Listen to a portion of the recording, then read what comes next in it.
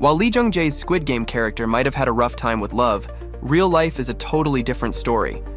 Off-screen, he's been in a long-term relationship with Lim Se-ryung, and this one's straight out of a modern-day K-drama. Lim Se-ryung isn't just anyone. She's the eldest daughter of Lim Chang-wook, who served as honorary president of Daesang Group, one of South Korea's largest conglomerates. But she's not just the heiress to a billion-dollar empire. She earned a degree in psychology from New York University, joined the family business in 2012 as a creative director, moved up to executive director, and has been vice chairwoman since 2021. She's got the brains, the drive, and the bank account to match. The pair first met in 2005 through a mutual friend. At that time, Lim was married to Samsung's executive chairman Lee Jae-yong. She and her ex-husband share a son and a daughter, but after their divorce in 2009, reportedly followed by a massive alimony request, Lim's life started heading in a new direction. And not long after, her connection with Jung-jae started sparking rumors. By 2010, the gossip mill was turning, but they kept things quiet.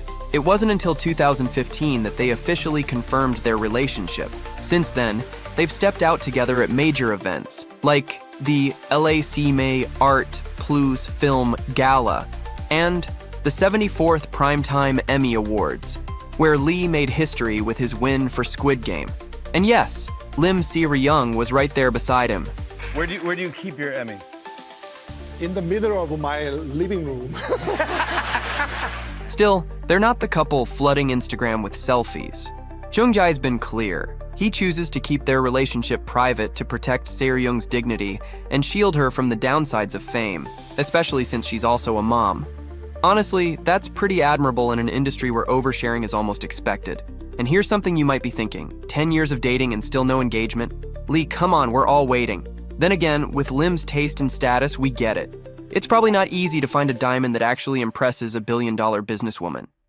Today, with Lee at 52 and Lim at 47, their relationship seems rock solid. They might keep the details to themselves, but from what the public does see, it's clear. These two are in it for the long haul.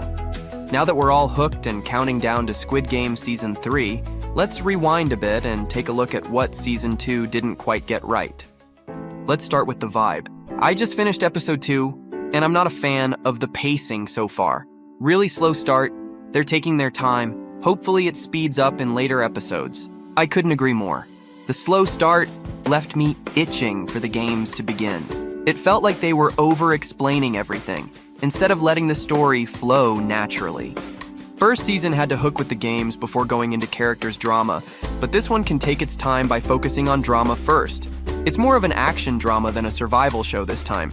Which, okay, cool idea in theory, but did it work? Not so much for me. Season 2 tries to stay true to its roots. We've still got the haunting visuals, the eerie rendition of Fly Me to the Moon, and the same critique of capitalism and class divide. But something feels off. The show's gritty intensity has been dialed back, replaced with a glossier, more colorful aesthetic. And the pacing. The pacing was weird. The draw, suspense, and charm of the first season just wasn't in this one, and it was very predictable. If you watch the trailer, you'll have seen most of the season's plot. Now, on to the acting. Every new character feels like a lesser replacement for somebody we lost the first time around. Exactly. And when you don't care about the characters, the stakes feel lower. Not great for a show like this. I had no real attachment to any of the characters because I felt like I barely knew them. The return of Gi-hun and Hwang In-ho had me hopeful. But the new characters? Even worse acting by all newly joined actors. People who try to be a negative role was not acting like villain better. I will use word joker, cartoon. Unnecessary overacting of old women and his child.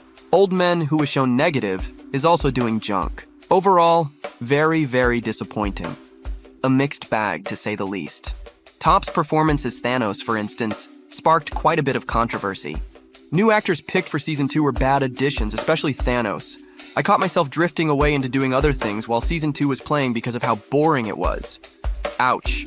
I wouldn't say I'd call it boring, but it's true that the charisma of Season 1's characters is sorely missed.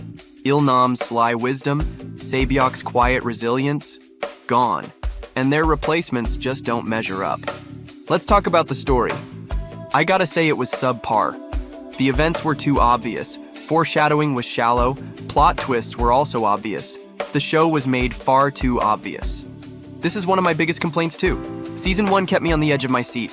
I never knew what was coming next. Season 2, I could see most twists coming a mile away. And Gi-hun's grand plan? Yikes. 3 years of time and infinite money, and his only plan was a GPS chip. That's it. This was a pretty foolish plan. It's frustrating to watch a character we rooted for so hard make such baffling choices. The surprise and edge of your seat moments seem to be gone. A lot of the scenes seem forced, like they are stretching it for time. Even Lee Jung, who was excellent in the first season, seems one note here. Now the songs are irritating instead of intriguing. I really feel they should have taken a totally diff approach for new season, to give us something fresh instead of just forcing us to know more about things we don't care about. Season 2 had so much potential.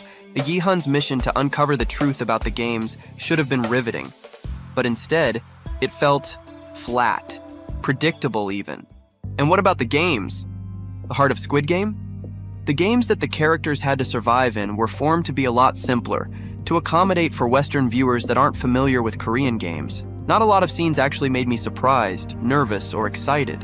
That simplicity took away so much of the tension and creativity that made the first season so unique. Disappointing that the most nerve-wracking games played was the Russian roulette at the start of the season. Time to Say Goodbye roaring in the background and the lines of Seong Gi-hun. Yes, while Time to Say Goodbye playing in the background adds a haunting elegance to the scene, it seems like the show peaked too early. The games are supposed to escalate, becoming more intense and inventive as the season progresses. It wasn't a bad season, but it's not as good as the first one. It seems like the entire season is one big filler episode for the next season. And that's exactly it. It feels like they're setting up for season 3 instead of giving us a strong, standalone story. So, where does that leave us? For me, Squid Game Season 2 had its moments, some solid symbolism, a few tense scenes, and flashes of the brilliance that made Season 1 so iconic. But overall, it's a letdown. The pacing, the predictable plot, and the underwhelming characters all drag it down. But hey, that's just my take. What do you think? Did Season 2 live up to your expectations? Or are you, like me and many others, a bit disappointed? Let's talk about it in the comments. And don't forget to like, subscribe, and hit that notification bell for more reviews and reactions.